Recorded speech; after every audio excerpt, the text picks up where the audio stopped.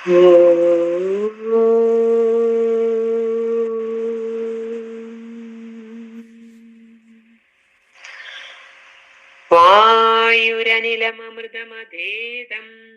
ഭസ്മാന്തം ശരീരം ഓം ക്രതോ സ്മര കൃതം സ്മര ക്രതോ സ്മര കൃതം സ്മര.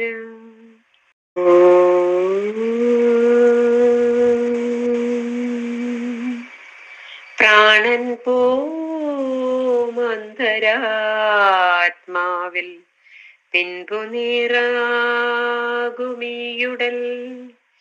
ഓമെന്നു നീ സ്മരിക്കാത്മൻ കൃതം സർവം.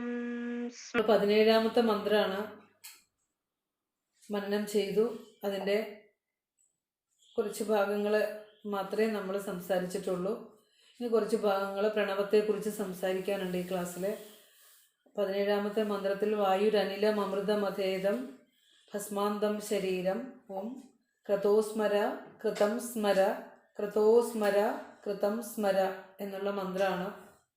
അതിൽ പ്രാണൻ പോം അന്തരാത്മാവിൽ പിൻപു നിറാകുമീയുടൽ ഓം എന്ന് നീ സ്മരിക്കാത്മൻ കൃതം സർവം സ്മരിക്കുക എന്ന ഗുരുവിൻ്റെ തർജ്ജമ. അതിൽ നമ്മൾ ഭസ്മാന്തം ശരീരം വരെ കഴിഞ്ഞ ക്ലാസ്സിൽ വിശദീകരിച്ചു. ശരീരത്തിൻ്റെ നശ്വരതയെക്കുറിച്ചും ആ ക്ഷണികതയെക്കുറിച്ചും അതുപോലെ തന്നെ അത് ഒരു പിടി ചാരമാകാനുള്ള ഒരു വിറകു തുല്യമായ ഒരു വസ്തുവാണ് എന്നൊക്കെ നമ്മളോട് ഗുരുവും അധ്യാത്മ ഗ്രന്ഥങ്ങളെല്ലാം തന്നെ പറഞ്ഞു തന്നിട്ടുണ്ട്. അപ്പോൾ അങ്ങനെയുള്ള ശരീരത്തെക്കുറിച്ച് നമ്മൾ മറ്റ് അധ്യാത്മ ഗ്രന്ഥങ്ങൾ വെച്ചുകൊണ്ട് തന്നെ കഴിഞ്ഞ ക്ലാസ്സിൽ വിശദീകരണം ചെയ്തതാണ്. ഇന്നിപ്പോൾ നമുക്ക് വിചാരം ചെയ്യാനുള്ള ഭാഗം, അതായത് ഒരു ജീവൻ്റെ പ്രാണൻ്റെ സഞ്ചാരം എങ്ങനെയാണ്, ആ പ്രാണൻ പോകുന്നത് എങ്ങനെയാണ്, എന്താണ് പ്രാണൻ, എന്താണ് ഓങ്കാരത്തിൻ്റെ മഹത്വം, എന്തിനാണ് ഓങ്കാരം പ്രണവം ചൊല്ലുന്നത് എന്നൊക്കെ നമുക്കൊന്ന് പരിശോധിക്കാം ഈ ക്ലാസ്സിൽ. അപ്പോൾ ഇതിൽ നമ്മൾ നേരത്തെ പറഞ്ഞതാണെന്ന് തോന്നുന്നു, ഒരു ജീവനിൽ നിന്ന് പ്രാണൻ പോകുന്നത് എങ്ങനെയാണെന്ന് ഏറ്റവും കൂടുതലായി വിശദീകരിച്ച് തരുന്ന ഉപനിഷത്താണ് കഠോപനിഷത്ത്. നചികേതസിൻ്റെ ചോദ്യത്തിന് ഉത്തരമായി യമധർമ്മൻ വിവരിച്ചു കൊടുക്കുന്നതാണ് ആ പ്രാണൻ്റെ സഞ്ചാരത്തെക്കുറിച്ചും മനുഷ്യൻ്റെ ആത്മാവിന് എന്ത് സംഭവിക്കുന്നു എന്നതിനെക്കുറിച്ചും പുനർജന്മം എങ്ങനെ, തിരിച്ചു വരവോ ആ പോക്കുവരവ് എങ്ങനെ എന്നൊക്കെ വളരെ വിശദമായി യമധർമ്മൻ നചികേതസിന് ഉപദേശിച്ചു കൊടുക്കുന്നുണ്ട്. അതിനകത്ത് പറയുന്നുണ്ട്, നമ്മൾ നേരത്തെ പറഞ്ഞതാണെന്ന് എനിക്ക് തോന്നുന്നു, ശതം ചെയ്യുക അതായത് ഗുരുവിൻ്റെ മഹാസമാധിയൊക്കെ വരുന്ന ഈ കാലത്ത് നമ്മൾ അറിഞ്ഞിരിക്കേണ്ട ഒരു കാര്യമാണിത്. ശതം ചെയ്യുക ഹൃദയസ്യ നാടയ താസാം മൂർധാനമഭിനിസൃതൈക താസാം തയോഹോ ഊർധ്വമായൻ അമൃതത്വമേതി വിശ്വങ്ങന്യ ഉത്ക്രമണേ ഭവന്തി. അത് കുറിച്ച് വെച്ചോളണം. നമുക്ക് സമാധിക്കൊക്കെ നിങ്ങൾ മഹാസമാധിക്ക് സംസാരിക്കുന്നവരുണ്ടെങ്കിൽ ഇത് കോട്ട് ചെയ്തുകൊണ്ട് നിങ്ങൾക്ക് സംസാരിക്കേണ്ടതുണ്ട്. കാരണം ആളുകൾക്ക് ഒത്തിരി അജ്ഞതയുണ്ട് ഇക്കാര്യത്തിൽ ഗുരുവിൻ്റെ മഹാസമാധിയെ സംബന്ധിച്ച്. അപ്പോൾ അവിടെയൊക്കെ ഈ ഉപനിഷത്ത് വാക്യം ഒത്തിരി ശ്രേഷ്ഠമാണ്. ശതം ച ഏകാച്ച ഹൃദയസ്യ നാഡ്യ, ഹൃദയത്തിൽ നിന്നും 100+1, ശതം ച ഏക 100, ശതം 100 ച ഏക 100ഉം ഒരു 1ഉം, അപ്പോൾ 101 നാഡികൾ. ഹൃദയസ്യ നാഡ്യ, ഹൃദയത്തിൽ നിന്ന് ഉദ്ഭവിക്കുന്ന നാഡികൾ. അതിൽ താസാം, ഈ 101 നാഡികളിൽ മൂർധാനം അഭിനിസൃതൈക, മൂർധാനം ശിരസിനെ ലക്ഷ്യമാക്കിക്കൊണ്ട് ഏകാ നാഡി, ഒരു നാഡി അഭിനിസൃതി സഞ്ചരിക്കുന്നുണ്ട്.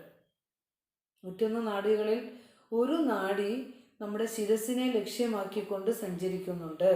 മൂർധാനം അഭിനിസൃതൈക, മൂർധാനം അഭിനിസൃതി ഏകാ നാഡി, ഒരു നാഡി ശിരസിനെ ഉന്മുഖമാക്കിക്കൊണ്ട് ലക്ഷ്യമാക്കിക്കൊണ്ട് സഞ്ചരിക്കുന്നുണ്ട്. തയോഹോ ഊർധ്വമായൻ, തയോഹോ ആ നാഡിയിലൂടെ, ആ ശിരസിനെ ലക്ഷ്യമാക്കി സഞ്ചരിക്കുന്ന ആ നാഡിയിലൂടെ ആയൻ ആരാണോ ഈ ശരീരം വിടുന്ന സമയത്ത് ഈ പ്രാണൻ ആ ശിരസിനെ ലക്ഷ്യമാക്കി പോകുന്ന നാഡിയിലൂടെ പ്രാണൻ വിടുന്നത്, അവൻ അതാ ശിരസിലെത്തുന്നത്. അതുകൊണ്ടാണ് ഗുരുവിൻ്റെ മഹാസമാധിയോടനുബന്ധിച്ച് നമ്മുടെ ശിരസിൽ കണ്ട ആ സവിശേഷതകളൊക്കെ അതുകൊണ്ടാണ്. അപ്പം തയോഹോ ഊർധ്വമായൻ, അതിലൂടെ ഊർധ്വഗതി സംഭവിക്കുന്നവർ, പ്രാണൻ വിടുന്നവർ അമൃതത്വമേതി, അമൃതത്വത്തിനെ പ്രാപിക്കുന്നു, പരമഗതിയെ പ്രാപിക്കുന്നു. ഇനി ഒരു തിരിച്ചുവരവില്ലാത്ത, അറ്റ പരമ്പൊരുളായി മാറുന്നു ആ നാഡിയിലൂടെ ഊർധ്വഗമനം സഞ്ചരിക്കുന്നവർ. അപ്പോൾ ഗുരു ആരാണെന്നുള്ളത് നമ്മൾ വളരെ കൃത്യമായി വിശദീകരിക്കാം. ഗുരു ഇതൊക്കെ നമുക്ക് പറഞ്ഞു തന്നത് ആ ഒരു അനുഭവിച്ചുകൊണ്ടാണ് പറയുന്നത്. അപ്പോൾ പറയാം വിശ്വങ്ങന്യ, ബാക്കി 100 നാഡികളുണ്ടല്ലോ, വിശ്വങ്ങന്യ മറ്റ് നാഡികൾ, മറ്റ് ഇടത്തായി വ്യാപിച്ചു കിടക്കുന്ന ആ നാഡികളിലൂടെ ഉത്ക്രമണേ, അങ്ങനെ ആ നാഡികളിലൂടെയാണ് പ്രാണൻ പോകുന്നതെങ്കിൽ ഉത്ക്രമണേ ഭവന്തി, തിരിച്ചു വരും. പല വിധത്തിലുള്ള സംസാരപ്രാപ്തി അവർക്കുണ്ടാകുന്നു. മറ്റു പല നാഡികളിലൂടെ ജീവൻ മുക്തരായ ഋഷീശ്വരന്മാർക്കാണ് ഈ അമൃതത്വ പദവിയിൽ എത്താൻ സാധിക്കുന്നത്, അമൃതത്വ അനുഭവത്തിൽ എത്താൻ സാധിക്കുന്നത്. അല്ലാതെ ഉള്ള നാഡികളിലൂടെയാണ് നമുക്ക് ഈ പ്രാണൻ വിടുന്നതെങ്കിൽ ഉത്ക്രമണേ ഭവന്തി എന്ന് പറഞ്ഞാൽ തിരിച്ച് പല രീതിയിലുള്ള ശരീരങ്ങളിലേക്ക് ജനിക്കേണ്ടി വരുന്നു. കർമ്മത്തിനനുസരിച്ച് പല വിധത്തിലുള്ള സംസാരപ്രാപ്തി ഉണ്ടാകുന്നു. ഇപ്പോൾ ഈശ്വരാനുഗ്രഹം കൊണ്ട് മനുഷ്യ ശരീരം ലഭിച്ചു. ആ ശരീരത്തിലേക്ക് പ്രതിബിംബിച്ചിരിക്കുന്ന ആത്മാംശം ഏറ്റവും തെളിവുള്ളതും വിശേഷ ബുദ്ധിയുള്ളതും ആത്മോന്മുഖമായി സഞ്ചരിക്കാവുന്നതുമാണ്. ഇനി കർമ്മഫലത്തിനനുസരിച്ച് ആ ശരീരം ചിലപ്പോൾ മാറാം, വേറെ ഏതെങ്കിലും ശരീരമാകാം, അല്ലേ? അപ്പോൾ അതുകൊണ്ടാണ് പറയുന്നത് സത്സംഗം കൊണ്ട് മനസ്സിനെയും ബുദ്ധിയെയും തെളിയിച്ച് നല്ല വഴിയെ കൊണ്ടുപോകാൻ പ്രാർത്ഥിക്കണം എന്നാണ് ഗുരു നമ്മളെ പഠിപ്പിച്ചത്. പക്ഷെ നമ്മളെപ്പോഴും പ്രാർത്ഥിക്കണത് അജ്ഞാനം, അവിദ്യ ചോദിച്ചുകൊണ്ടാണ്. ഈ ഭൗതികതയിലേക്ക് ആവശ്യമായ കാര്യങ്ങൾ ചോദിക്കാൻ മാത്രമേ നമുക്ക് അറിവുള്ളൂ. നമ്മൾ രക്ഷപ്പെടാനുള്ള ഒരു മന്ത്രം ചോദിക്കാൻ നമുക്ക് അറിയില്ല. അതുകൊണ്ട് ഗുരു രക്ഷാമന്ത്രം നമുക്ക് പറഞ്ഞു തരികയാണ്. ഓമിനെ സ്മരിക്കാൻ പറഞ്ഞു തരിക. ഇത് ആരും നമുക്ക് ഇല്ലെങ്കിൽ നമ്മളിത് പഠിക്കുമായിരുന്നു. അനേക ഉപനിഷത്തുകളിൽ ഇതൊക്കെ എഴുതി വെച്ചിട്ടുണ്ട്, നമ്മുടെ കൈകളിൽ എത്തില്ല. ഗുരു നമുക്ക് ദേശികനായി വഴിയും വഴികാട്ടിയുമായിട്ട് നീ ഇതിലെ സഞ്ചരിക്കൂ, ഇതാണ് ശരിയായ വഴി എന്ന് പറഞ്ഞു തന്നതുകൊണ്ടാണ് ഈ ബുക്കൊക്കെ, ഈ ഗ്രന്ഥമൊക്കെ, ഈ അറിവൊക്കെ നമ്മുടെ കയ്യിലുണ്ടാകുന്നത്, നമ്മുടെ കയ്യിലേക്ക് വന്നത്. നമ്മൾ ഓർത്തോളണം. അപ്പോൾ അത് തന്നെ നമ്മളിപ്പോൾ യോഗദർശനമൊക്കെ മഹാസമാധിയൊക്കെ സംസാരിക്കുമ്പോൾ നമ്മൾ ഓർക്കണം, ഗുരുവിൻ്റെ യോഗ ദർശനത്തിലൊക്കെ ഗുരു വളരെ നന്നായി അവിടെ നിന്ന് അനുഭവിച്ചിട്ടുള്ള ആത്മാനന്ദ മധുമാധുരിയെക്കുറിച്ചൊക്കെ വളരെ ഭംഗിയായി ഗുരു പറഞ്ഞു വയ്ക്കുന്നുണ്ട്. യഥാ പിബൻ മനോഭൃംഗ സ്വാനന്ദ മധുമാധുരീം ന സ്പന്ദതി വശീകൃത്യ യോജിതോ യോഗവായുന. ആ സ്വാനന്ദ മധുമാധുരി അനുഭവിച്ച് അനുഭവരസികതയോടെയാണ് ഇതൊക്കെ ഗുരു നമുക്ക് വിവർത്തനം ചെയ്ത് തർജ്ജമ ചെയ്തൊക്കെ തരുന്നത്. കുണ്ടലിനി പ്രാണശക്തിയാൽ ആകർഷിക്കപ്പെട്ടിട്ട് ആത്മാവുമായി യോജിക്കപ്പെടുന്ന, ആത്മാവിലേക്ക് അണയുന്ന മനസ്സാകുന്ന വണ്ട്. കുണ്ടലിനി ഉണരുമ്പോൾ മനോമാലിന്യങ്ങൾ അകന്ന് തെളിഞ്ഞ മനസ്സ്, ആ മനസ്സാകുന്ന വണ്ട് പിന്നെ ആത്മാനന്ദ മധുമാധുരി നുകർന്നിട്ട് സ്പന്ദനമില്ലാതിരിക്കുന്നു. സ്പന്ദനം നിർത്താനാണല്ലോ നമ്മൾ ഇത്രയും കഷ്ടപ്പാടുകളൊക്കെ ചെയ്യുന്നത്. സ്പന്ദിച്ച് ചലിച്ച് മറ്റൊന്നിലേക്ക് പോയിക്കൊണ്ടിരിക്കുമ്പോൾ ആത്മാ ചൈതന്യം തെളിയില്ല. അപ്പോൾ ഈ കുണ്ടലിനി പ്രാണൻ ഉയർന്ന് തെളിഞ്ഞ് ആ മനസ്സിൻ്റെ വാസനകൾ അകലുമ്പോൾ, അവിടെ ആത്മാംശം തെളിയുമ്പോൾ നമുക്ക് അനുഭവപ്പെടുന്ന ആത്മാനന്ദ മധുമാധുരിയിലെ നിശ്ചലമായി മനസ്സ് വർത്തിക്കുന്നതാണ് യോഗം എന്ന് പറയുന്നുണ്ട്. നമ്മളിതൊക്കെ വാക്കുകൊണ്ട് പറയുന്നവരാണ്. ഗുരുക്കന്മാർ ഇതൊക്കെ ജീവൻ മുക്തരായിരുന്നു കൊണ്ട് ഇതൊക്കെ അനുഭവിച്ചിട്ടാണ് നമുക്ക് പറഞ്ഞു തന്നിട്ടുള്ളത് എന്ന് നമ്മൾ ഓർക്കണം. ഇവിടെ പ്രാണനെ സ്പന്ദിപ്പിക്കുന്ന, നമ്മുടെ പ്രാണൻ എപ്പോഴും പറയാറുള്ളതാണ്, നമ്മളുടെ ജീവൻ സ്പന്ദിച്ചിരിക്കുന്നത് അന്ധകരണത്തിലേക്കാണ്. അന്ധകരണത്തിലേക്ക് പ്രാണരൂപത്തിൽ സ്പന്ദിച്ചിരിക്കുകയാണ് ബോധം. അപ്പോൾ ആ പ്രാണനെ സ്പന്ദിപ്പിക്കുന്ന, നമ്മുടെ ഹൃദയത്തിലെ ആ നാഡികളെ സ്പന്ദിക്കുന്ന, പ്രാണനെ സ്പന്ദിപ്പിക്കുന്ന ബോധം ഈ ഹൃദയത്തിൽ ഒളിഞ്ഞിരിപ്പുണ്ട്. അങ്ങനെ ഗതിഭേദമനുസരിച്ചാണ് ആ പ്രാണനെ പ്രാണനെന്നും അപാനൻ എന്നൊക്കെ വിളിക്കുന്നത്. ഈശ്വരനാൽ പ്രതിബിംബിതമായിരിക്കുന്ന ആ ബോധാംശത്തിലെ ആ ബോധാംശമാണ് പ്രാണൻ, ആത്മാ, മനസ്സ്, ജീവൻ എന്നൊക്കെ നമുക്ക് വിളിക്കാം. ആ പ്രാണനെ പ്രാണനെന്നും അപാനനെന്നും രണ്ടായിട്ട് വിശേഷിപ്പിക്കാം. അതിൽ ഉഷ്ണശരീരിയാണ് പ്രാണൻ. പ്രാണന്റെ സ്വഭാവം എന്താണെന്ന് വെച്ചാൽ ഉഷ്ണശരീരമാണ്, ഉഷ്ണമാണ്. അതാണ് ഒരു ശരീരം മരിച്ചു കഴിഞ്ഞാൽ പെട്ടെന്ന് നമ്മൾ ആ ബോഡി തൊട്ട് നോക്കിയാൽ നമുക്കറിയാം നല്ല ചൂടുണ്ടാവും. ശീതശരീരിയാണ് അപാനൻ. അപാനൻ ശരീരത്തിൽ നിന്ന് കീഴ് ദിശയിലേക്ക്, അധോ ദിശയിലേക്ക് സഞ്ചരിക്കുന്നതാണ് അപാനൻ. നമ്മൾ വിസർജിപ്പിക്കുന്നതൊക്കെ അപാനനാണ്. പക്ഷെ ഉഷ്ണശരീരിയാണ് പ്രാണൻ. ഈ പ്രാണൻ നല്ല ഉഷ്ണ സ്വഭാവമുള്ളതാണ്. അപ്പോൾ ഈ പ്രാണനൊക്കെ ആകാശചാരികളാണ്. നമ്മൾ നേരത്തെ പറഞ്ഞ പോലെ ആകാശചാരികളായ ഈ പ്രാണൻ തന്നെയാണ് എല്ലാ ശരീരങ്ങളെയും ഉചിതമായ സ്ഥാനങ്ങളിൽ നിലനിർത്തി പോരുന്നത്. അതുകൊണ്ടാണ് ഈ വ്യക്തിഗതമായ പ്രാണൻ സമഷ്ടിഗതമായ പ്രാണനിലേക്ക് ലയിക്കുന്നു പറയുന്നത്. അതുകൊണ്ടാണ്. അത് ആകാശചാരികളാണ്, നമ്മുടെ ശരീരത്തിൽ മാത്രം ഒതുങ്ങുന്നതല്ല. ആ പ്രാണൻ എല്ലാ ശരീരങ്ങളെയും, ഈ ലോകത്തെ മനുഷ്യ ശരീരം എന്ന പോലെ തന്നെ എല്ലാ ശരീരങ്ങളെയും ഉചിതമായ സ്ഥാനങ്ങളിൽ നിലനിർത്തി പോരുന്നത് ഈ പ്രാണനാണ്. അപ്പോൾ ഹൃദയാകാശത്തിലെ സൂര്യനാണ് പ്രാണൻ എന്ന് പറയാം. ഹൃദയം ഒരു ആകാശമായിട്ട് കരുതിയാൽ അതിലെ സൂര്യനാണ് പ്രാണൻ. ചന്ദ്രൻ അപാനൻ. കാരണം ചന്ദ്രൻ തണുത്ത കിരണമായതുകൊണ്ട് അത് അപാനൻ എന്ന് പറയാം. സൂര്യൻ ചൂടുള്ള കിരണങ്ങളായതുകൊണ്ട് അതിനെ എന്ത് പറയാം? പ്രാണൻ എന്നും പറയാം. അപ്പോൾ ഹൃദയാകാശത്തിലെ സൂര്യനാണ് പ്രാണൻ, ചന്ദ്രനാണ് അപാനൻ. ഇതാണ് പ്രാണനെക്കുറിച്ച് നമുക്ക് പറയാനുള്ളത്. ഇനി പറയാണ് ക്രതോ. ഇവിടെ പറയണ ക്രതോ ഓം സ്മര. ഓം ക്രതോ സ്മര കൃതം സ്മര. അല്ലയോ ക്രതോ, നീ ഓം സ്മര, ഓമെന്ന് സ്മരിക്കൂ. ഓമെന്നു നീ സ്മരിക്കാത്മൻ. ഓമെന്ന് നീ സ്മരിക്കാത്മൻ കൃതം സർവം സ്മരിക്കുക. സങ്കല്പാത്മകമായ അലയോ ജീവാത്മാവേ, അലയോ മനസ്സേ, നീ ഓമെന്ന് സ്മരിക്കുക. ചെയ്തിട്ടുള്ള നല്ലതും ചീത്തതയുമായ എല്ലാ കർമ്മങ്ങളെയും നീ ആ ഓങ്കാരത്തിൽ ശുദ്ധീകരിക്കുക എന്ന് പറയാണ്. ഇവിടെ ഓങ്കാരത്തെ പറഞ്ഞു തരാൻ വേണ്ടി മാത്രമുള്ള ഒരു ഉപനിഷത്താണ് മാണ്ഡൂക്യ ഉപനിഷത്ത്. അത് പറയാതെ നമുക്ക് ഓങ്കാരത്തെ പറയാൻ പോലും പറ്റില്ല. അവിടെ പറയുന്നുണ്ട് ഓമിത്യേതത് അക്ഷരമിതം സർവം. ഇത് നിങ്ങൾ കേട്ടിട്ടുണ്ട്, പഠിച്ചിട്ടുണ്ട്. പഠിച്ചത് പിന്നെ എന്തിനാ പറയണേന്നല്ല. ഇപ്പോൾ തത്വമസി വാക്യം തന്നെ 9 പ്രാവശ്യമാണ് ചാന്തോക്യോപനിഷത്തിൽ ഉപദേശിച്ചത്. പക്ഷെ നമുക്കിതൊന്നും മനസ്സിലായിട്ടില്ല. അതുകൊണ്ടാണ് നമ്മൾ വീണ്ടും വീണ്ടും വീണ്ടും വീണ്ടും ആവർത്തിച്ച് ഇതെല്ലാം പഠിക്കുന്നത്. ഓമിത്യേതത് അക്ഷരമിതം സർവം. ഇതം സർവം ഓമിതി അക്ഷരം. ഇക്കാണുന്ന സമസ്ത പ്രപഞ്ചവും ഓങ്കാരം തന്നെയാണ്. തസ്യ ഉപവ്യാഖ്യാനം. ഉപവ്യാഖ്യാനം എന്ന് പറഞ്ഞാൽ അതിൻ്റെ വ്യാഖ്യാനമാണ്, വിവരണമാണ് ഈ പ്രപഞ്ചം. ഓങ്കാരത്തിൻ്റെ എക്സ്പ്ലനേഷനാണ് ഈ പ്രപഞ്ചം. എന്ത് ചെറിയ വാക്കിലൂടെ എത്ര വലിയ ആശയത്തെ പറഞ്ഞിരിക്കുന്നത്. ഈ കാണുന്നതെല്ലാം ഓങ്കാരമാണ്. ഓമിത്യേതത് അക്ഷരമിതം സർവം തസ്യ ഉപവ്യാഖ്യാനം. അതിൻ്റെ വ്യാഖ്യാനമാണ്, ഓങ്കാരത്തിൻ്റെ വ്യാഖ്യാനമാണ് ഈ കാണുന്ന പ്രപഞ്ചം. ഭൂതം ഭവത് ഭവിഷ്യത് തദോങ്കാരമേവ. ഭൂതവും ഭാവിയും വർത്തമാനവുമായിരിക്കുന്നതും ഓങ്കാരമാണ്.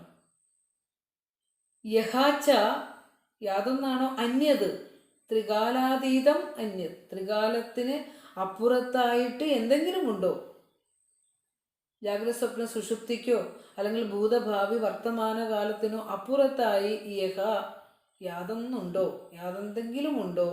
തദപി, അതും ഓങ്കാരേവ. അതും ഓങ്കാരം തന്നെയാണ്.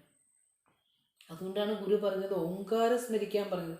എല്ലാതും അതിൽ അടങ്ങുന്നത് കൊണ്ടാണ് ഓങ്കാരം സ്മരിക്കാൻ. നമുക്കിനി നമ്മളുടെ ഗുരുദേവ പാരായണ മാസാചരണം നാളെ മുതൽ തുടങ്ങുകയാണ്. ഗുരുദേവ മന്ത്രജപങ്ങൾ കൊണ്ടും പ്രാർത്ഥനകൾ കൊണ്ടുമൊക്കെ നമ്മുടെ ഹൃദയത്തെ തെളിയിച്ച് നല്ല ബുദ്ധിയിൽ നല്ല വഴിയെ കൊണ്ടുപോകണം. മനോമാലിന്യങ്ങൾ അകറ്റണം. പ്രണവം ചൊല്ലാൻ തന്നെ നമുക്കൊരു ഓഡിയോ എടുക്കാം. വളരെ ഭംഗിയായിട്ട് ഓങ്കാരം ചൊല്ലാൻ തന്നെ ഒരു പരിശീലനം നമുക്ക് അതിലെടുക്കാം. കാരണം ഗുരു നമുക്ക് പറഞ്ഞു തന്നിട്ടുള്ളതാണ്. ഓങ്കാരത്തെക്കുറിച്ച് പലവട്ടം പല കൃതികളിൽ പറഞ്ഞു തന്നിട്ടുള്ളതാണ്. തെളിയട്ടെ. നമുക്ക് ജന്മത്തിലെ ആരോഗ്യത്തോടെ ഇരിക്കുമ്പോൾ ചെയ്യാവുന്നതെല്ലാം, ഈ ജീവനെ ശുദ്ധീകരിക്കാൻ വേണ്ടുന്നതെല്ലാം ചെയ്യണം. കാരണം ഗുരു പറഞ്ഞ മാർഗത്തിലൂടെ നീങ്ങാവുന്നത്ര നമുക്ക് നമ്മുടെ ബുദ്ധിക്കും ശക്തിക്കും അറിവിനും അനുസരിച്ച് നമുക്ക് ഗുരു പറഞ്ഞു തന്ന വഴിയിലൂടെ സഞ്ചരിക്കാൻ ശ്രമിക്കാം. നമ്മൾ അതിനിഷ്ടപ്പെട്ട് വരുമ്പോൾ പിന്നെ നമ്മളെ കൊണ്ടുവന്ന ഗുരുവായിരിക്കും. എനിക്ക് അങ്ങ് പറഞ്ഞു തന്ന വഴിയിലൂടെ സഞ്ചരിക്കണം ഗുരു, എനിക്ക് ഈ ലോകജീവിത യാത്ര മതിയാക്കണം, ഇനി ഒരു ജനന മരണ ചുഴിയിൽ പെട്ടുപോകരുത് എന്നൊന്ന് ചിന്തിച്ചു തുടങ്ങിയാൽ തന്നെ നമ്മളിൽ മാറ്റം വന്നു തുടങ്ങും, ദുഃഖങ്ങൾ അകന്നു തുടങ്ങും. അപ്പം തന്നെ അവിടെയൊക്കെയാണ് നമ്മൾ വെറുതെ വേണമെങ്കിൽ ഒന്ന് ചിന്തിച്ചു നോക്കിക്കോ. ഏത് ദുഃഖം വരുമ്പോഴും നമ്മൾക്കത് പെട്ടെന്ന് അപ്രത്യക്ഷമാകുന്നത് കാണാം. ഈ ഒരു മനസ്സോടുകൂടിയാണ് നമ്മൾ ജീവിക്കുന്നതെങ്കിൽ. ഇല്ലെങ്കിൽ നമ്മൾ പെരുപ്പിച്ച് ചിന്തിച്ച് ഈ ദുഃഖത്തെ ഇരട്ടി ദുഃഖമായിട്ട് മാറ്റും. ഒന്നും വേണ്ട, നമ്മുടെ ദുഃഖം വേറൊരാളോടൊന്ന് പറഞ്ഞാൽ മതി, അപ്പോൾ അത് ഇരട്ടിയായിട്ട് ഇങ്ങോട്ട് കിട്ടും അല്ലേ. അപ്പോൾ അതിൽ ഈശ്വരനെ സമർപ്പിച്ച് ജീവിക്കാനായിട്ട് നമുക്ക് ശ്രമിക്കാം. പറ്റുന്നത്ര വിജയിക്കട്ടെ. അപ്പോൾ ഇവിടെ മാണ്ഡൂക്യ ഉപനിഷത്ത് ഓങ്കാരത്തെ വിശദീകരിക്കുന്ന ഉപനിഷത്ത് ആണ് എന്ന് പറഞ്ഞു. അതുപോലെ ഉപനിഷത്തുക്കളെല്ലാം തന്നെ, മിക്കവാറും ഉപനിഷത്തുക്കൾ ഓങ്കാരത്തിൻ്റെ മഹത്വത്തെക്കുറിച്ച് പ്രതിപാദിക്കുന്നുണ്ട്.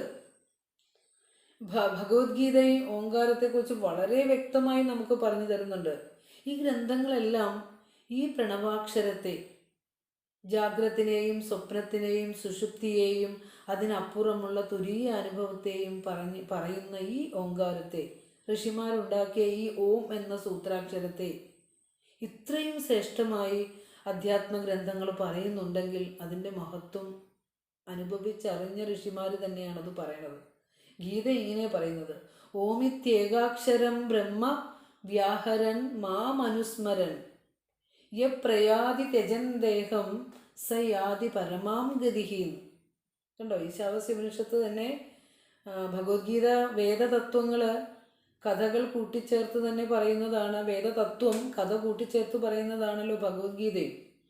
മഹാഭാരതത്തിലെ ഒത്ത നടുക്കുള്ള അധ്യായമാണ് ഭീഷ്മപർവം ഭഗവത്ഗീത. അതിൽ പറയാണ് ഓമിത്യേകാക്ഷരം ബ്രഹ്മ. ബ്രഹ്മ എന്ന് പറഞ്ഞാൽ ഓം എന്ന ഏകാക്ഷരം ബ്രഹ്മമാകുന്നു.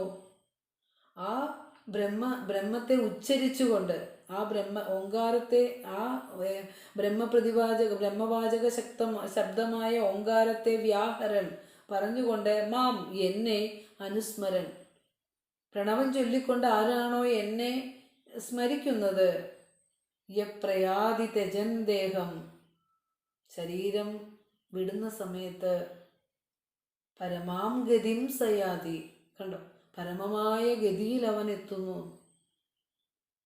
അങ്ങനെ ബ്രഹ്മത്തിൻ്റെ ബ്രഹ്മവാചകമായ ഓങ്കാരത്തെ ഉപാസന ചെയ്തുകൊണ്ട് പരബ്രഹ്മസ്വരൂപത്തിൽ എത്തണമെന്ന ആഗ്രഹത്തോടു കൂടി ആരാണോ പ്രണവോപാസന ചെയ്യുന്നത്, അവൻ ഈ ശരീരം വിടുന്ന സമയത്ത് പരമമായ ഗതിയിൽ എത്തിച്ചേരുമെന്ന് ഭഗവത്ഗീതയും പറയുന്നു.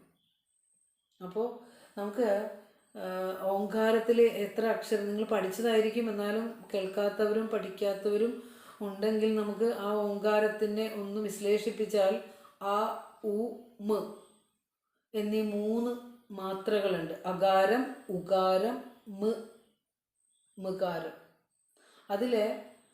അത് കൂടാതെ തന്നെ ഒരക്ഷരവും ഇല്ലാത്ത അമാത്ര എന്ന് പറഞ്ഞാൽ ന മാത്ര അമാത്ര, ഒരക്ഷരവും ഇല്ലാത്ത ആ ഒരു മുഴക്കമുണ്ടല്ലോ, ഒരു മുഴക്കമുണ്ടല്ലോ, ആ അമാത്രയും ചേർന്ന് ഒരൊറ്റ അക്ഷരമായി ഉച്ചരിക്കുന്നതാണ് ഓങ്കാരം. അപ്പോൾ ഓങ്കാരത്തിൽ എത്ര അക്ഷരങ്ങളുണ്ട്? അകാരം, ഉകാരം, മകാരം, പിന്നെ അമാത്രയും ചേർന്ന്, അക്ഷരങ്ങളൊന്നുമില്ലാത്ത ആ ദീർഘസ്വരിതം, അതും കൂടി ചേർന്ന് ഒറ്റ അക്ഷരമായി ഉച്ചരിക്കുന്നതാണ് ഓങ്കാരം. ഇനി അതിൽ ആ എന്താണെന്ന് നോക്കാം. ജാഗ്രത അവസ്ഥയെ കുറിക്കുന്നതാണ് അകാരം. നമ്മൾ ഓങ്കാരം ചൊല്ലാൻ തുടങ്ങുമ്പോൾ തന്നെ നമ്മുടെ വായങ്ങ് തുറക്കുകയാണ് അല്ലേ. ഇത് ആ അങ്ങനെ ഒരു മുഴക്കത്തോടു കൂടിയാണ് നമ്മളെപ്പോഴും ഇങ്ങനെ ചൊല്ലാറ്. വളരെ അതുകൊണ്ടാണ് പറഞ്ഞ ഓങ്കാരത്തെ ഉപാസന ചെയ്ത് പ്രാക്ടീസ് ചെയ്യണമെന്ന് പറയുന്നു. അപ്പോൾ ആ എന്ന് പറഞ്ഞാൽ നമ്മുടെ വാ തുറന്നുകൊണ്ട് ഉച്ചരിക്കുന്നതാണ്. അതിന് സ്വരാക്ഷരമായ ആ ഉപയോഗിക്കുന്നു. അത് ജാഗ്രത അവസ്ഥയിലെ സകലതിനെയും സൂചിപ്പിക്കുന്നതായി കണക്കാക്കണം. ജാഗ്രത അവസ്ഥയിൽ ജാഗ്രത എന്ന് പറഞ്ഞാൽ നമ്മൾ ഉണർന്നിരിക്കുമ്പോൾ നമ്മുടെ 5 ഇന്ദ്രിയങ്ങളും പിന്നെ 5 ജ്ഞാനേന്ദ്രിയങ്ങളും കർമ്മേന്ദ്രിയവും ശരീരവും എല്ലാം ഉണർന്നിരിക്കുന്ന സമയമാണല്ലോ നമ്മുടെ ജാഗ്രത അവസ്ഥ. ആ ജാഗ്രത അവസ്ഥയെ കുറിക്കാനാണ് ഓങ്കാരത്തിലെ അ എന്ന അക്ഷരം ഉപയോഗിക്കുന്നത്, സൂചിപ്പിക്കുന്നത്. ഇനി അടുത്തത് ഉ. നമ്മൾ ഉറക്കത്തിലേക്ക് കടക്കുന്നതിൻ്റെ ഇടയിൽ, ഡീപ്പ് സ്ലീപ്പിലേക്ക് പോകുന്നതിൻ്റെ ഇടയിൽ ഒരു സ്വപ്നാനുഭവം നമ്മൾക്കുണ്ടാവും. സ്വപ്നാനുഭവം ഉണ്ടാകുമ്പോൾ എല്ലാ ദിവസവും ഉണ്ടാകണമെന്നില്ല, മിക്കവാറും സ്വപ്നം കാണുന്ന ആ ഒരു അനുഭവം നമ്മൾക്കുണ്ടെങ്കിൽ ആ അവസ്ഥകളിൽ ഒന്നാണ് സ്വപ്നാവസ്ഥ. അപ്പോൾ ഈ ജാഗ്രതത്തിലെ ശരീരമില്ല, ഇന്ദ്രിയങ്ങൾ ഇല്ല, മനസ്സ് മാത്രം ഉണ്ടാവും. സ്വപ്നാവസ്ഥയിൽ മനസ്സ് ഉണർന്നിരിക്കും.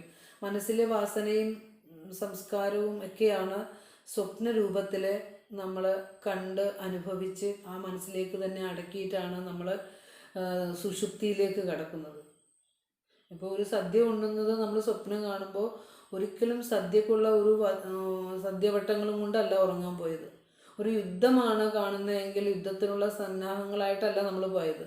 ആ ഒരു സംസ്കാരം നമ്മളിൽ നിന്നുണ്ടായി, നമ്മളത് കണ്ടു, റിയലായിട്ട് കണ്ടു.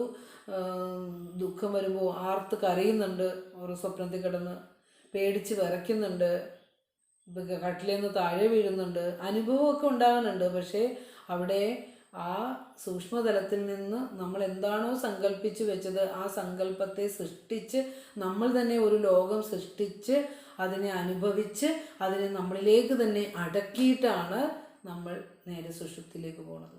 അത് ഈ പ്രപഞ്ചത്തിൻ്റെ ചെറിയൊരു സൃഷ്ടിരഹസ്യമാണ്. എല്ലാ ദിവസവും ഉറങ്ങത്തിന് മുമ്പ് നമ്മൾ സ്വപ്നം നമ്മളിൽ നിന്ന് തന്നെ എടുത്ത് കണ്ട് അതിലേക്ക് തന്നെ അടക്കുന്നത്. വളരെ സൂക്ഷ്മമായി നമ്മളെ തന്നെ പഠിച്ചാൽ പ്രപഞ്ചരഹസ്യം നമുക്ക് തെളിയും. അതുകൊണ്ടാണ് ബ്രഹ്മ അന്വേഷണം ജിജ്ഞാസുക്കളോട് പറയുന്നത്, നീ ആരാണെന്ന് തിരയൂ എന്ന് പറയണത്. നമ്മളിൽ തന്നെ അടങ്ങിയിരിക്കുന്നു ലോകം മുഴുവനും, സർവ്വത്. അപ്പോൾ ഉകാരമാണ് സ്വപ്നാവസ്ഥയെ കുറിക്കാൻ ഉപയോഗിക്കുന്നത്. ഇന്ദ്രിയങ്ങൾ പ്രവർത്തിക്കുന്നില്ല, പക്ഷെ നമ്മൾ പലതും കാണുകയും കേൾക്കുകയും അനുഭവിക്കുകയൊക്കെ ചെയ്യുന്നുണ്ട്. ഈ അവസ്ഥയ്ക്കാണ് സ്വപ്നം എന്ന് പറയുന്നത്. ഇതിനെ സൂചിപ്പിക്കാനാണ് ഉകാരം. അനുഭവങ്ങൾ നമുക്കുണ്ടാവും, പക്ഷെ എല്ലാം ഉള്ളിൽ മാത്രം എന്നർത്ഥം. അനുഭവം ഇല്ലായ്കയില്ല, ഉണ്ട്, ഉള്ളിൽ മാത്രമാണ്, പുറത്ത് പ്രവർത്തനം ഇല്ല. ഇനി അടുത്തത് മ എന്ന അക്ഷരമാണ്. അതാണ് സുഷുപ്തിയെ കുറിക്കുന്നത്. എല്ലാം ജാഗ്രതത്തിലെ പ്രവർത്തനങ്ങളൊന്നുമില്ല, ഇന്ദ്രിയങ്ങളുടെ പ്രവർത്തനമില്ല, സ്വപ്നമില്ല, മനസ്സുമില്ല, ഇന്ദ്രിയങ്ങളുമില്ല, പ്രാണൻ മാത്രമുണ്ട്. നമ്മളിലേക്ക് പ്രതിബിംബിച്ചിരിക്കുന്ന ആ പ്രാണൻ മാത്രം സഞ്ചരിച്ചുകൊണ്ടിരിക്കും, പ്രാണാപാനങ്ങൾ സഞ്ചരിച്ചുകൊണ്ടിരിക്കും. കാരണം അങ്ങനെ സഞ്ചരിച്ചില്ലെങ്കിൽ നമ്മുടെ ശരീരം കൊണ്ട് കത്തിച്ച് കളയുക ആരെങ്കിലും അല്ലേ. ആ പ്രാണൻ മാത്രം ഇങ്ങനെ സ്പന്ദിച്ചുകൊണ്ടിരിക്കും. ആ അവസ്ഥയാണ് സുഷുപ്തി എന്ന് പറയുന്നത്. ആ അവസ്ഥയിൽ മനസ്സില്ലാത്തത് കൊണ്ട് നമ്മൾ വല്ലാതെ നല്ല ഒരു സുഖം അനുഭവിക്കുന്നുണ്ട്.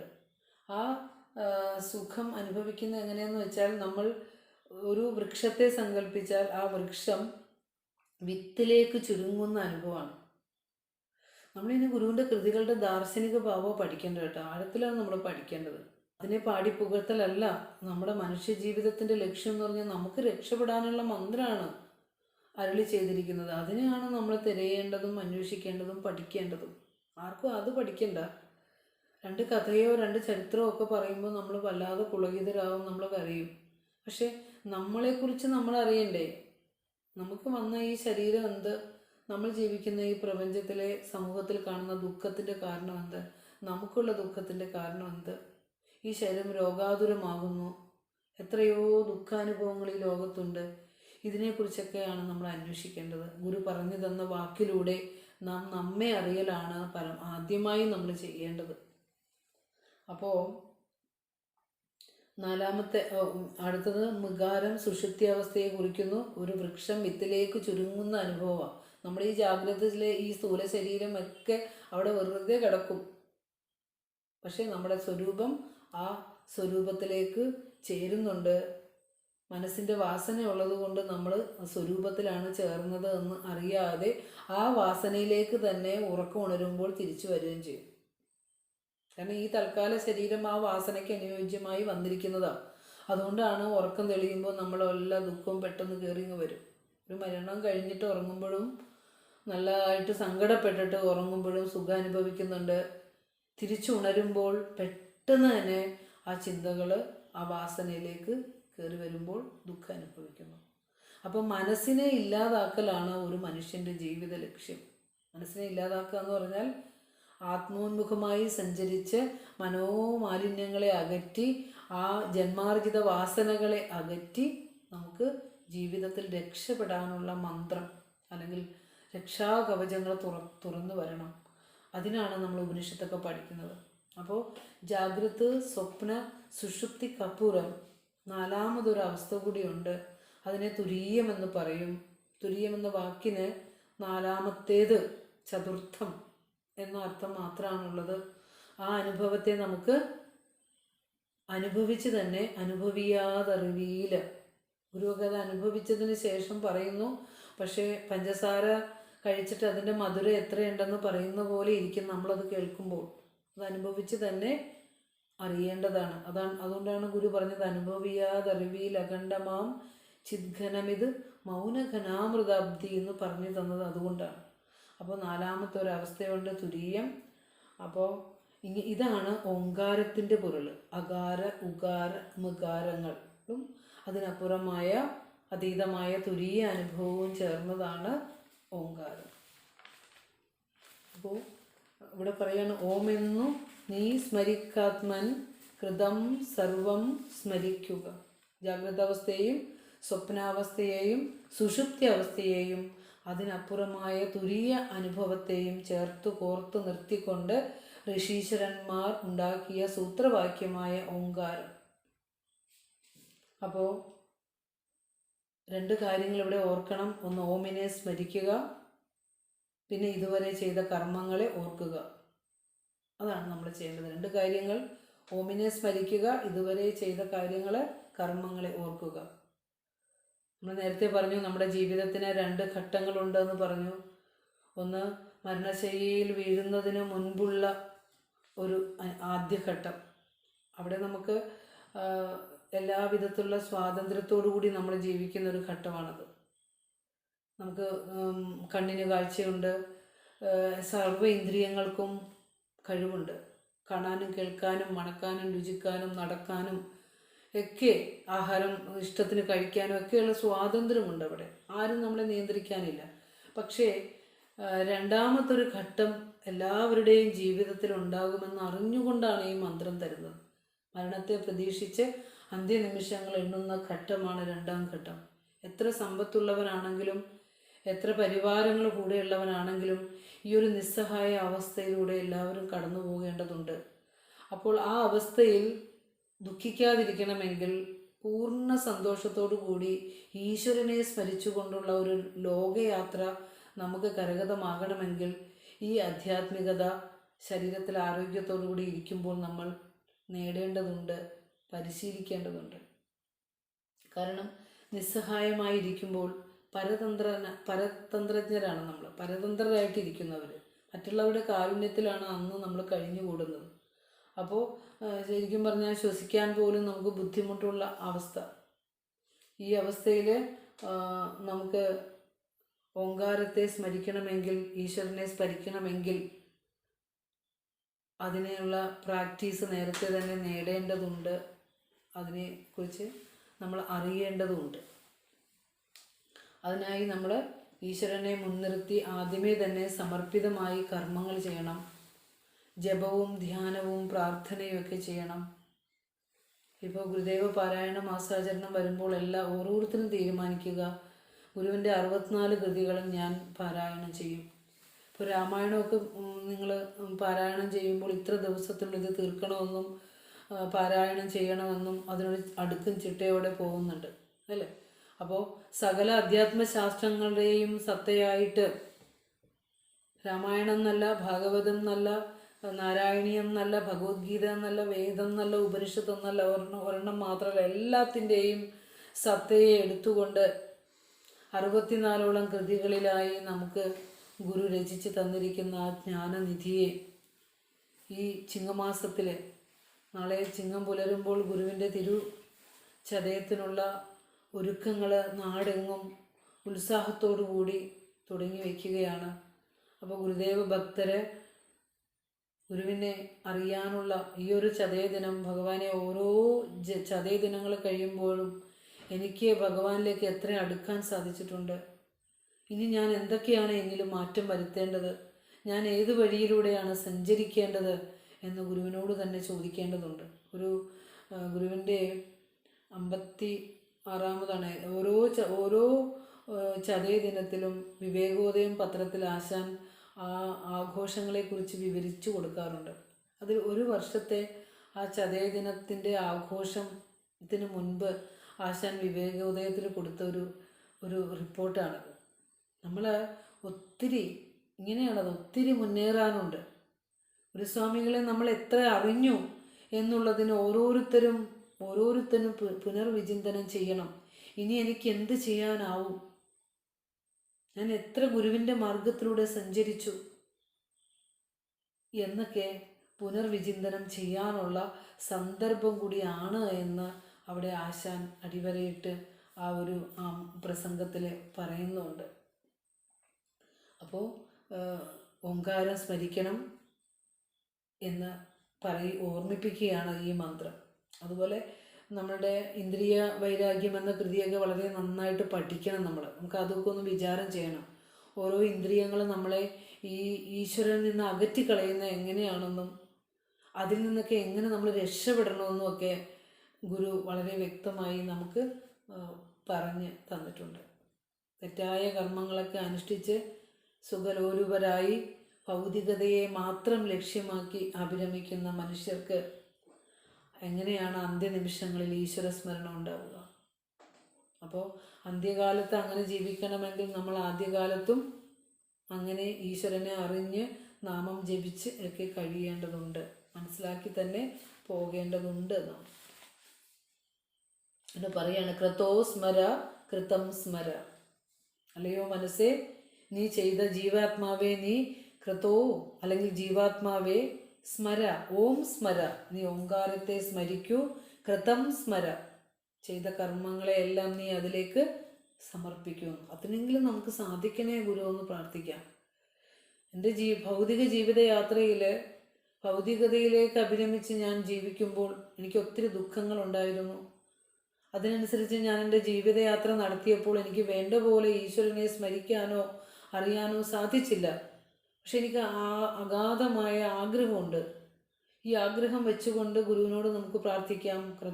ഇങ്ങനെ ജ്ഞാനത്തിന് എന്നെയും കൂടി ആക്കണേ.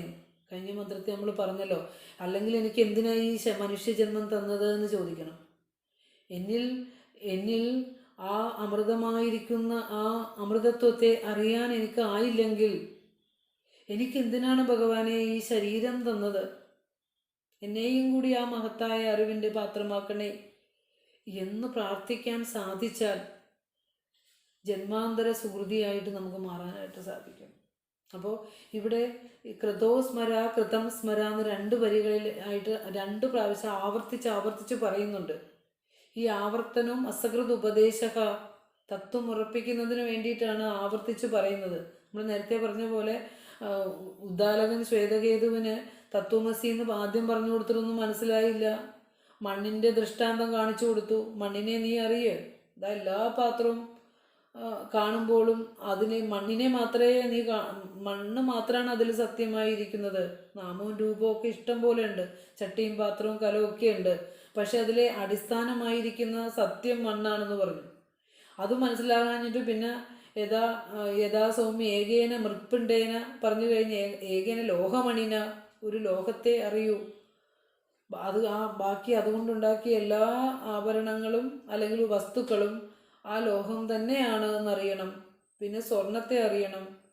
അങ്ങനെ സ്വർണത്തെ അറിഞ്ഞു കഴിഞ്ഞാൽ ആ സ്വർണം കൊണ്ടുണ്ടാക്കിയ എല്ലാ ആഭരണങ്ങളിലും സത്യമായിരിക്കുന്നത് സ്വർണം മാത്രമാണെന്നും നാമവും രൂപവും ഒക്കെ നശിക്കുന്നതാണെന്നും ഒക്കെ പറഞ്ഞു കൊടുത്തിട്ടും പിന്നെയും പറയുക ഭൂയേവ മാം വിജ്ഞാവേതു ഭവാൻ, എനിക്ക് വീണ്ടും ഒന്നുകൂടെ പറഞ്ഞു തരൂ, ഒന്നുകൂടെ പറഞ്ഞു തരൂ, എനിക്കങ്ങ് മനസ്സിലാകുന്നില്ല, അങ്ങനെ ചോദിക്കുന്നുണ്ട്. അതുകൊണ്ടാണ് നമ്മൾ മനസ്സിലാക്കാൻ വേണ്ടിയാണ് ഇങ്ങനെ ആവർത്തിച്ച് ആവർത്തിച്ച് പറയണത്. പിന്നെയാണ് മുറ്റത്തെ ആലിൻ്റെ കായ് കൊണ്ടുവന്നിട്ട് അതിനെ ഛേദിച്ചിട്ട് നീ എന്ത് കാണുന്നു, ചെറിയൊരു വിത്ത് ഇത് കാണുന്നു, നീ വീണ്ടും ഛേദിക്കൂ, അതിനെ വീണ്ടും ഛേദിക്കൂ, അങ്ങനെ പറയുന്നുണ്ട്. അതിനുശേഷം നീ എന്ത് കാണുന്നു എന്ന് ചോദിക്കുമ്പോൾ എന്നാ കിഞ്ചിതവി, ഞാൻ ഒന്നും തന്നെ കാണുന്നില്ല, കാരണം അതിസൂക്ഷ്മമാണ്, അതിനെ കാണാൻ പറ്റുന്നില്ല എന്ന് പറയുക. അപ്പോൾ പറയുകയാണ് ആ സൂക്ഷ്മത്തിലും സൂക്ഷ്മമായ ആ ഒരു തരിയിൽ നിന്നാണ് ഈ വിമാകാരമായി വർഷങ്ങളോളം നിലനിൽക്കുന്ന ഒരു ആൽമരം ഉണ്ടായത്, നീയും അത് തന്നെയാണ് എന്ന് പറയാം. തത്വമസി ശ്വേതകേതോ, നീയും അതുപോലെ ഒരു സൂക്ഷ്മ വസ്തുവിൽ നിന്നാണ് നീയും ഉണ്ടായിരിക്കുന്നത് എന്ന് പറഞ്ഞു കൊടുക്കുകയാണ് ഉദാഹരണങ്ങൾ സഹിതം. അപ്പോൾ ഗുരുക്കന്മാർ നമ്മളെ ഇങ്ങനെ ആവർത്തിച്ച് ഉപദേശിക്കുന്നത് ഈ തത്വം നമ്മൾ മറന്നു പോകാതെ ഏറ്റവും ആദരവോടും കൂടി നമ്മളിതിനെ സ്വീകരിക്കണം.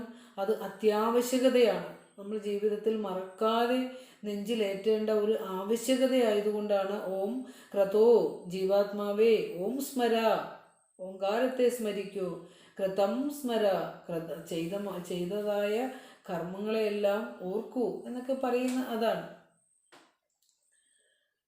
അപ്പോൾ പറഞ്ഞു വരുന്നത് മരണസമയത്ത് ഓങ്കാരത്തെ ജപിച്ചിട്ട് ജീവൻ കർമ്മവിമുക്തി കൊതിക്കുകയാണ് എങ്കിൽ അയാൾ ക്രമവിമുക്തനായി തീരുമത്രേ, ക്രമത്തിൽ മുക്തനായി തീരുമെന്ന്. മരണവേളയിലെങ്കിലും എനിക്ക് മോക്ഷം വേണമെന്നും എനിക്കിനി ഒരു ശരീരത്തിൽ ഉടലിൽ ഉഴലേണ്ട എന്നൊരു ചിന്ത വരികയാണെങ്കിൽ ഓങ്കാരം സ്മരിച്ച് എല്ലാ കർമ്മങ്ങളെയും അതിൽ അർപ്പിച്ചാൽ ക്രമത്തിൽ ക്രമമുക്തിയെങ്കിലും നമുക്ക് ഭവിക്കുമെന്ന് ഉപനിഷത്ത് പറയുന്നുണ്ട്. പല ദിവ്യമായ ലോകങ്ങളിൽ പോയിട്ട് ക്രമത്തിൽ മുക്തി ഉണ്ടാകും എന്നൊക്കെ പറയുന്നുണ്ട്.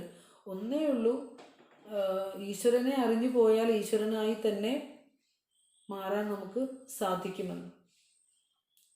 അപ്പോൾ ഇങ്ങനെയാണ് പറയുന്നത്, തിരിച്ച് മനുഷ്യലോകത്തെത്താതെ സംസാര ക്ലേശങ്ങളിൽപ്പെട്ട് ഉഴലാനിടയാകാതെ ക്രമവിമുക്തി സംഭവിക്കും എന്ന് പറയാം.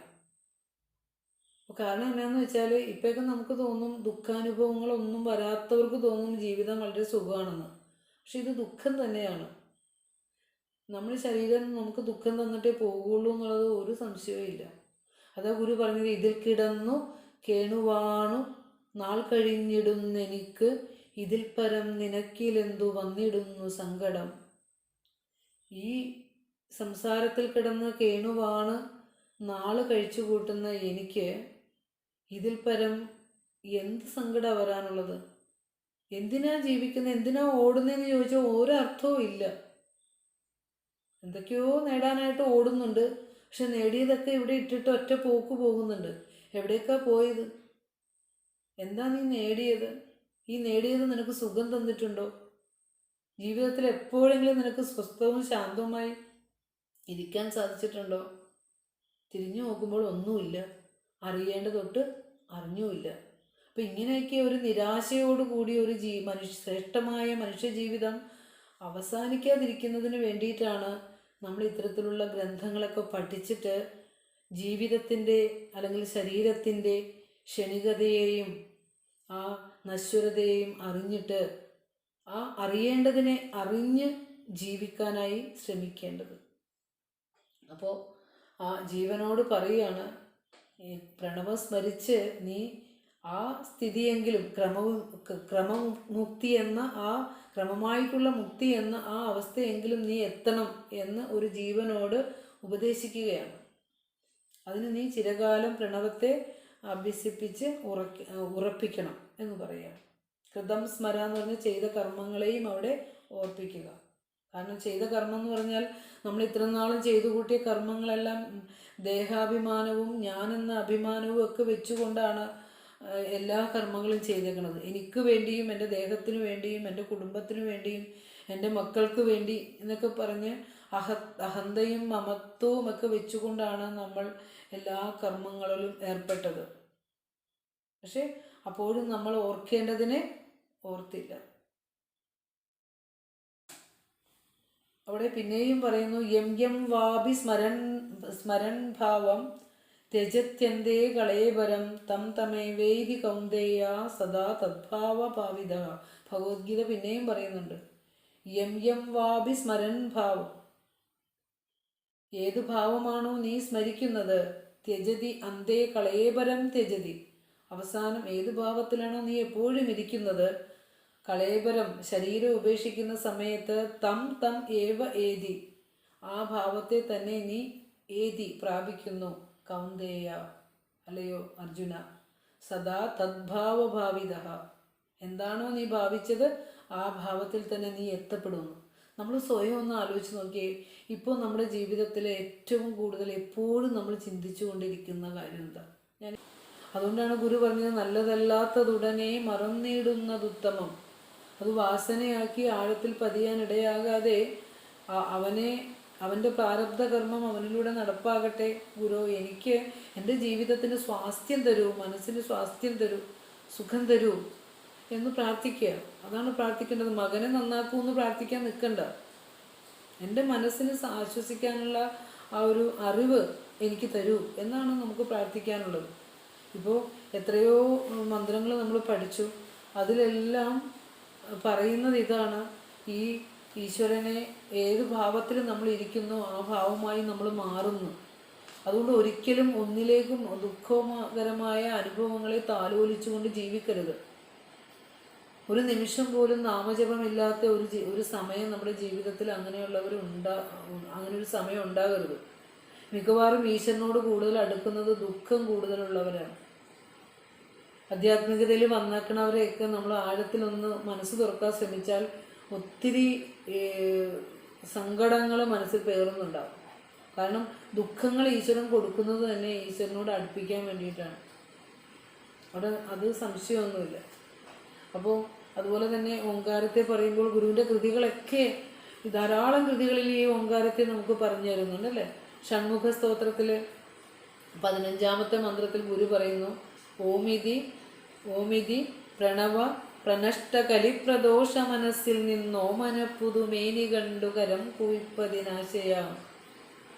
ഓമിതി പ്രണവ പ്രനഷ്ട കലിപ്രദോഷ മനസ്സിൽ നിന്ന് ഓമനപ്പുതുമേനി കണ്ടു കരം കുവിപ്പതിനാശയാം.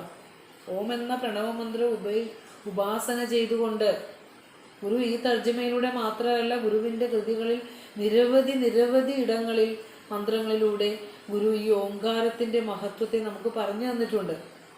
ഓം എന്ന പ്രണവമന്ത്രം ഉപാസിച്ചുകൊണ്ട് കലിദോഷം മുഴുവൻ മാറി ഈ കൽമഷങ്ങളെ എല്ലാം അകറ്റിയിട്ട് ശുദ്ധമായ മനസ്സിൽ ഇഷ്ടദേവനായ ഗുഹൻ്റെ സുന്ദര രൂപം ദർശിച്ച് കൈകൂപ്പുന്നതിന് എനിക്ക് ആഗ്രഹമുണ്ട്. അങ്ങനെ ആഗ്രഹിച്ചിരിക്കുന്ന എന്നെ രക്ഷിക്കണേ ഭഗവാനെ എന്ന് പ്രാർത്ഥിക്കുക. അപ്പോൾ അവിടെയും ഗുരു പ്രാർത്ഥിക്കാൻ, ഉപാസന ചെയ്യാൻ സുബ്രഹ്മണ്യ ഭഗവാനെ പ്രാർത്ഥിക്കുമ്പോഴും ആ ഓംകാരത്തെ ഒരു പ്രതീകമായി വെച്ച് തന്നിരിക്കുകയാണ്, ബ്രഹ്മപ്രതീകമായി. ഓം എന്ന പ്രണവമന്ത്രത്തെ ഉപാസിച്ച് ഈ കലിമല ദോഷങ്ങൾ മുഴുവനും മാറി ആ ശുദ്ധമായ മനസ്സിലേക്ക് ഇഷ്ടദേവനായ ഗുഹൻ്റെ രൂപം പതിയണം എന്ന് പറയുമ്പോൾ ഉള്ളിൽ വാസന ഒക്കെ മാറുമ്പോൾ, ദുർവാസനകൾ മാറുമ്പോൾ, കാമക്രോധാദികൾ മാറുമ്പോൾ മാത്രമാണ് ഈശ്വരൻ തെളിയുകയുള്ളൂ, ഈശ്വര ദർശനം നമുക്ക് ഉണ്ടാവുകയുള്ളൂ, ആത്മീയ വെളിച്ചം വീശുകയുള്ളൂ.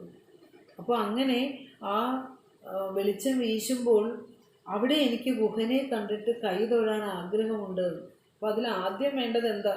കലിദോഷം മുഴുവൻ കളയണം. അതിന് ഓങ്കാരം എന്ന പ്രണവമന്ത്രം ഉച്ചരിക്കണം അല്ലേ. ഓങ്കാരം ഉച്ചരിച്ചുകൊണ്ട് കലിദോഷങ്ങളെ കളഞ്ഞിട്ട് ആ ശുദ്ധമാകുന്ന ഹൃദയത്തിലെ ഈശ്വര ചൈതന്യം തെളിയുമ്പോൾ അവിടെ എനിക്ക് അല്ലയോ സുബ്രഹ്മണ്യ ഭഗവാനെ, ഷൺമുഖനെ, നിന്നെ എനിക്ക് കാണാൻ സാധിക്കണം എന്നാണ് പറയുന്നത്. അതുതന്നെയല്ലേ സുബ്രഹ്മണ്യ കീർത്തനത്തിലും ഗുരു പറയുന്നത്, ഓങ്കാരം കൊണ്ടെഴുപ്പി പെരുവെളി നടുവിൽ പള്ളി കൊണ്ടുള്ളിലുണ്ടാം ചങ്കാരം കേട്ടുണർന്നീടുക ചടിതിമതി താമരത്തേൻ കുടിപ്പാൻ പങ്കാരും പറ്റുവാനില്ല ഇരവു പകലിരുന്നീച്ചയും തേനുറിഞ്ചും ചങ്കാരം പോലുമില്ല ഇങ്ങിതിന് ഇനിമയോടാസ്വദിച്ചിടുവാൻ വാ. എന്തിനാ ഇതൊക്കെ പറഞ്ഞു തന്നേന്ന് വെച്ചാൽ ആ ഓംകാരം പ്രണവോപാസനയിലൂടെ ആ ആത്മീയമായ ആ വെളിച്ചത്തിലേക്ക് ഉയർന്നിട്ട് ആ കുണ്ടലിനി പ്രാണൻ നൃത്തം വെച്ചപ്പോൾ ആത്മീയാനന്ദം തെളിഞ്ഞിട്ട് അതിൽ അലിഞ്ഞു പാടുകയാണ് ഗുരു. കുണ്ടലിനി പാട്ടൊക്കെ അതിൽ അനുഭവിച്ചുകൊണ്ടാണ് ഗുരു പാടുന്നത്. അപ്പോൾ ഗുരു ഒരു സാധാരണ ഒരു ഗുരുവിനെ കാണുന്ന രീതിയിലല്ല നമ്മൾ ഗുരുവിൻ്റെ കൃതികൾ എടുക്കേണ്ടത്. ജഗദീശ്വരൻ തന്നെ കനിഞ്ഞരുളി ചെയ്തിട്ടുള്ള അമൃത കുംഭങ്ങളാണ് ഗുരുവിൻ്റെ കൃതികളൊക്കെയും. അപ്പോൾ പറയാണ് ഓങ്കാരം കൊണ്ട് എഴുപ്പി, അവിടെയും പറയാണ് പ്രണവോപാസന കൊണ്ട് ഉണർത്തണം. എന്നിട്ട് ആ ഉണർത്തുന്ന ശുദ്ധമായ ഹൃദയാകാശത്തിലെ ആത്മപ്രകാശം പരക്കണം. അപ്പം ഇവിടെയൊക്കെ ഓങ്കാര ഉപാസനയെക്കുറിച്ച് ഗുരു പറയുക. ഓങ്കാരം കൊണ്ട് പ്രണവ ഉപാസന ചെയ്ത് ആത്മീയമായ പ്രകാശം ഉള്ളിൽ പരത്തിയിട്ട് ഉള്ളിൽ പടരുമ്പോൾ എനിക്ക് ആ എന്ത് തെളിയുന്നു? ആ ഈശ്വര ചൈതന്യം പ്രകാശം തെളിയുമ്പോൾ ഞാൻ അലൗകികമായ ശബ്ദങ്ങൾ അവിടെ കേൾക്കാനിടയാവും. മുനിമാർ കേൾക്കുന്ന ശബ്ദമാണ് ഈ അനാഹത ധ്വനി. ആ ശബ്ദം കേട്ട് കുണ്ടലിനിയോട് നൃത്തം വെച്ച് ഉയരാനാണ് പറയുന്നത്. നൃത്തം വെച്ച് നീ ആത്മീയ അമൃതാനുഭവത്തിലേക്ക് സഞ്ചരിക്കൂ, അനുഭവിക്കൂ. ആ അമൃതാനുഭവത്തിൽ ഇരിക്കുമ്പോൾ അതിൻ്റെ പങ്കുപറ്റാൻ ആരുമില്ല. പങ്കുപറ്റാൻ ആരുമില്ല എന്ന് പറഞ്ഞാൽ മറ്റാർക്കും കൊടുക്കൂല, ഞാൻ മാത്രം അനുഭവിക്കൂ എന്നല്ല അതിൻ്റെ അർത്ഥം. ഞാനും നീയും ഞെരുക്ക് കലരുന്ന ആ അമൃതാനുഭവത്തിൽ സകല ചരാചരങ്ങളെയും ഒന്നായി കാണുകയാണ്. അതിന് വെളിയിലൊരു കുഞ്ഞുറുമ്പ് പോലും ഇല്ല. ഈശ്വരനും ഞാനും ഒന്നാകുന്ന അനുഭവം. അപ്പം അതാണ് ഗുരു പറഞ്ഞ പങ്കാരും പറ്റുവാനില്ല. ഇരവു പകലിരുന്ന് നീച്ചയും തേനുറിഞ്ചും ചങ്കാരം പോലുമില്ല. എല്ലാതും അറിവിലടങ്ങും അഭേദമായി ഇതെല്ലാവരും അറിവിയിൽ അതിഗോപനീയമാകുമെന്ന് ഗുരു പറഞ്ഞില്ലേ. ഗുരു അങ്ങനെ അനുഭവിച്ചത്. ഒരു കുഞ്ഞുറുമ്പിനെ പോലും അവിടെ മാറ്റിവെക്കാൻ പുറത്തില്ല. അതെല്ലാതും ഒന്നായി ആ ഒന്നിലേക്ക് അടങ്ങുന്ന ആ അനുഭവത്തെ അനുഭവിക്കുന്ന ഉപാസകൻ സുബ്രഹ്മണ്യ ഭഗവാനോട് പറയുക, നീ ഇതിനെ ഇനിമയോട് അനുഭവിച്ചിടുവാൻ ആസ്വദിച്ചിടുവാൻ വാ എന്ന് വിളിക്കുമ്പോൾ ഗുരു ആരാണെന്ന് നമ്മൾ ഗുരുവിൻ്റെ കൃതികളുടെ ഇടയിലൂടെ തിരയുക, അതിൽ ആഴത്തിലൂടെ സഞ്ചരിക്കുക. വെറുതെ പാടിപ്പോകാതെ ഇത് പറഞ്ഞു തന്ന മഹാഗുരുവിൻ്റെ ആ ആനന്ദ അനുഭവത്തെ അറിഞ്ഞിട്ട് ആ ആനന്ദ അനുഭവത്തിൽ ഇത്തിരി എനിക്കെന്താ ഗുരു, അങ്ങ് അനുഭവിച്ച പരമാനന്ദത്തിൻ്റെ ഒരു കണമെങ്കിലും ഈ അല്പ ജ്ഞാനിക്ക് പകർന്നു തരൂ. അതല്ലേ നമ്മൾക്ക് കിട്ടേണ്ടത്. ഗുരുവെന്ന മഹാചൈതന്യത്തെ നമ്മൾ പ്രാർത്ഥിക്കുമ്പോൾ അവിടെ നിന്ന് അനുഭവിച്ചതിൻ്റെ ഒരു കണമെങ്കിലും എനിക്കെന്താ ഭഗവാനെ, എന്നെയും കൂടി അറിവിന് പാത്രമാക്കൂ എന്നല്ലേ നമുക്ക് പ്രാർത്ഥിക്കാനുള്ളത്. ഇതാണ് നമ്മൾ അറിയേണ്ടത്. അതുകൊണ്ട് നമ്മൾ ചെയ്യേണ്ടത് ഗീത പറഞ്ഞവിടെ തസ്മാത് സർവേഷു കാലേഷു മാം അനുസ്മര, എല്ലാ കാലത്തിലും എന്നെ അനുസ്മരിക്കൂ. ചെയ്യേണ്ട കർമ്മങ്ങൾ സമർപ്പിതമായി അങ്ങ് ചെയ്തേക്കൂ. എന്നിൽ അർപ്പിച്ച മയ്യർപ്പിത മനോബുദ്ധി മയ്യേവ ഏഷ്യതി, എന്നിലേക്ക് സമർപ്പിച്ച മനസ്സും ബുദ്ധിയും ഞാനായി തന്നെ മാറും. എന്നിൽ അർപ്പിച്ചുകൊണ്ട് നീ ഈ ഭൗതിക ജീവിതയാത്രയിൽ ചെയ്യാനുള്ള കർമ്മങ്ങളെല്ലാം ചെയ്തോളൂ. പക്ഷെ ഇത് ഞാൻ ചെയ്യുന്നു, എനിക്ക് വേണ്ടി ചെയ്യുന്നു, എൻ്റെ മക്കൾക്ക് വേണ്ടി ചെയ്യുന്നു, എൻ്റെ കുടുംബത്തിന് വേണ്ടി ചെയ്യുന്നു, എൻ്റെ സമാജത്തിന് വേണ്ടി ചെയ്യുന്നു, എൻ്റെ രാജ്യത്തിന് വേണ്ടി ചെയ്യുന്നു എന്നുള്ള ചിന്ത ഉണ്ടാകാതിരിക്കുക. എന്നിൽ വന്ന ആ പ്രകൃതിക്കനുസരിച്ച് ഞാൻ ചലിക്കുന്നു. ചലിപ്പിക്കുന്നവൻ നീ തന്നെയാണ്, ഞാൻ നീ തന്നെയാണ്. നിന്നിൽ നിന്ന് വേറിട്ട് കർത്തൃത്വമോ ഭോക്തൃത്വമോ എനിക്കില്ല എന്ന ഒരു ബോധത്തോടു കൂടി വേണം നാം ഇവിടെ സഞ്ചരിക്കേണ്ടത്. അപ്പോൾ ഇവിടെ പറയാനുള്ളത് ഇത്രയേ ഉള്ളൂ. സംസാരബദ്ധരായ നാം സംസാര ചിന്തകളുമായിട്ടാണ് ഈ ലോകത്തുനിന്ന് യാത്ര ചെയ്യണമെങ്കിൽ അവസാന കാലത്ത് നമ്മൾ അത് മാത്രമേ ചിന്തിക്കുകയുള്ളൂ. അതുകൊണ്ട് ഇപ്പോഴേ തന്നെ ശരീരത്തോടു കൂടി ഇരിക്കുമ്പോൾ തന്നെ ഈശ്വരനെ അറിഞ്ഞ് യാത്ര ചെയ്യാനായിട്ട് നമുക്ക് സാധിക്കണമെന്നാണ് ഈ മന്ത്രത്തിൽ നമ്മളോട് പറഞ്ഞു തരുന്നത്. അപ്പോൾ ഇവിടെ ധാരാളം മന്ത്രങ്ങൾ ഗുരു പറഞ്ഞല്ലോ. ഓങ്കാരത്തെ പ്രണവത്തെ പ്രതീകമാക്കിക്കൊണ്ട് പരബ്രഹ്മ ആരാധന ചെയ്യണമെന്ന് പറയുമ്പോൾ ഗുരു നമുക്ക് എത്രയോ ബാഹുലേയാഷ്ടമൊക്കെ എടുത്തു നോക്കുമ്പോൾ എത്രയോ മന്ത്രങ്ങൾ തന്നിട്ടുണ്ട്. ഓങ്കാരം കൂടാതെ തന്നെ എത്രയോ മന്ത്രാക്ഷരങ്ങൾ തന്നിട്ടുണ്ട്, ബീജാക്ഷരങ്ങൾ തന്നിട്ടുണ്ട്. വെറുതെ ഒന്ന് ചിന്തിച്ചു നോക്കിക്കേ. സർവമന്ത്രസ്വരൂപിണി എന്നാണ് ലളിതാ സഹസ്രനാമം ചൊല്ലുമ്പോൾ ബ്രഹ്മശക്തിയായ ദേവിയെ വർണ്ണിക്കുന്നത് സർവമന്ത്രസ്വരൂപിണി എന്നാണ്. എല്ലാ മന്ത്രങ്ങളുടെയും സ്വരൂപമായിരിക്കുന്നവളെ, ശക്തി സ്വരൂപിണിയായിരിക്കുന്നവളെ എന്നാണ് പ്രാർത്ഥിക്കുന്നത്. അതുകൊണ്ടാണ് ഗുരു പറഞ്ഞത് ഓമെന്നു തൊട്ടൊരു കോടിമന്ത്രപ്പൊരുൾ നാമെന്നറിഞ്ഞുകൊണ്ടാടുപാമ്പേ.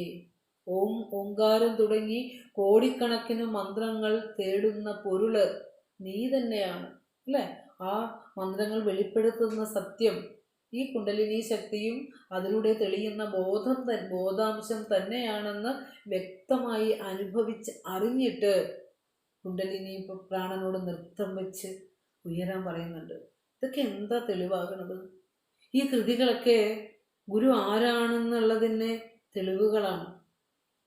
പുറത്ത് അവിടെ ഇവിടെയും ജീവചരിത്രമോ കഥയോ സിദ്ധികളോ ഒന്നും കേട്ടല്ല നമ്മൾ ഗുരുവിനെ അറിയേണ്ടത്.